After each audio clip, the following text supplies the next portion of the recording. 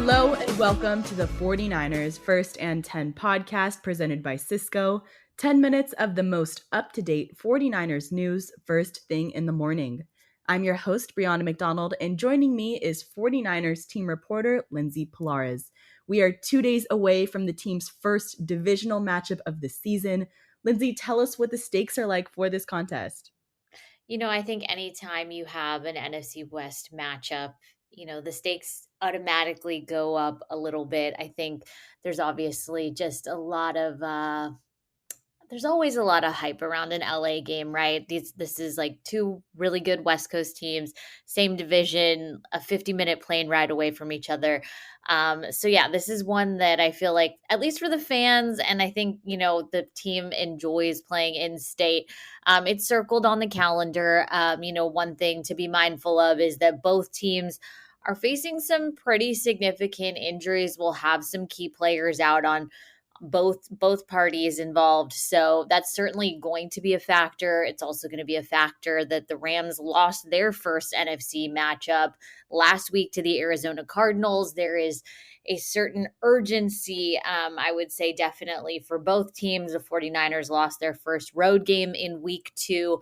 Not an NFC West game, but still a conference game that, you never know how that will factor into playoff seeding potentially down the line. So, every game is important for different reasons, but certainly a certain level of hype surrounding this one for both sides. Yeah, and the team is wrapping up their practice week in Santa Clara today before taking off to LA this Saturday. Meanwhile, just like you said, there's quite a few injuries the team is dealing with. Christian McCaffrey and Deebo Samuel are set to miss Sunday's game. Yesterday, George Kittle and Charvarius Ward did not practice. Nick Bosa was limited.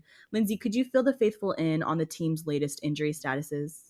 Yeah, I think you pretty much just outlined it, right? You headed into this week knowing obviously that Christian McCaffrey won't be available because he's on IR.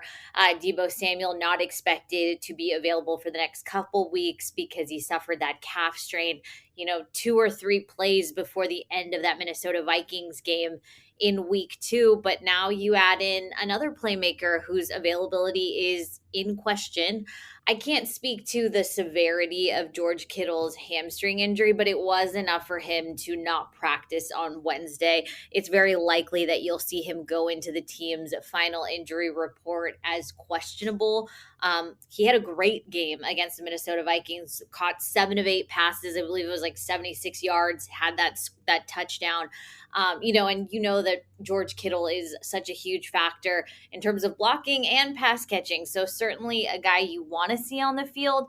But we heard Trent Williams really say it best: when there's playmakers out, it's very much next man up mentality for the 49ers. I think probably the best example we've seen this season, you don't really have to look farther than a couple weeks down the line, is Christian McCaffrey unavailable for that season opener against the Jets. And then you see Jordan Mason take his opportunity and run with it for 147 yards in his first outing on the ground, followed it up with another 100-yard game out in Minnesota. So it's opening the doors for, players that maybe haven't hit their stride in 2024 just yet. This could be a great game for a breakout Brandon Ayuk game, or, if Jacob Cowing gets some snaps, rookie wide receiver gets a few more opportunities to play in week 3, maybe his time to shine. So there's no absence of talent on the 49ers. It's more about who's going to step up, make the plays, depending on who doesn't see the field on Sunday. That's just next man up, It sucks. Those guys are the best in the world, but, who really feels sorry for us? So it's next man up league. It's a couple guys that we want to see get more action anyway. So, hate it had to come on the heels of somebody being injured, but, this is when opportunities present themselves, and, nobody would have known Jordan if, a couple guys didn't go down, and nobody would have known Brock if we didn't lose 3 quarterbacks in 1 year. So, it's a blessing in disguise, and guys just got to be ready to step up and relish in the moment. Yeah, after practice, Trent Williams was really emphasizing the fact that it's a next man up league. And he even called the 49ers' current situation a blessing in disguise because there's a couple guys that they want to see get more action, and that opportunity is presenting itself here. So, Lindsay, I just really want to know your thoughts on that mindset heading into week 3. And with that being said, who are some players that could have a big opportunity to step up in this game that the faithful should keep their eye on?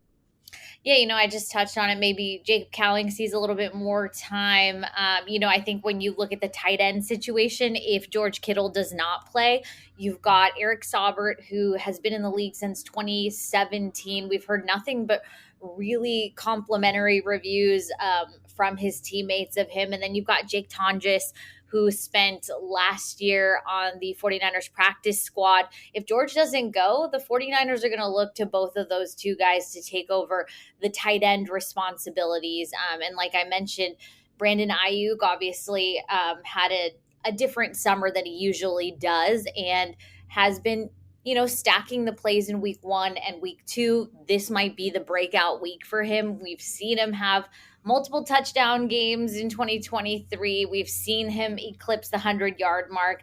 This might be the week, especially when you add in the factor of it being, the first NFC West matchup of the game, and the fact that, key playmakers just really might not be out there on the field due to some early bumps and bruises in 2024. So it could be anyone, but I would look at those guys as primed for maybe a really breakout performance in week 3. Yeah, we should get an interesting matchup on our hands this Sunday. But Lindsay, this prediction doesn't have to be bold, but what are some of your predictions for how this game is going to play out? I think that given the injuries on the Rams, this could very well be another productive outing for the 49ers front seven, particularly that D line. I know Nick Bosa limited on Thursday with a rib injury, but he had 2 sacks against the Minnesota Vikings. And I believe last week the Rams were without 3 of their starting offensive linemen. So this could be the game that, the 49ers D line really is able to capitalize on, maybe some newer players filling in on that Rams O-line. I think we could definitely see this be a really big Leonard Floyd game.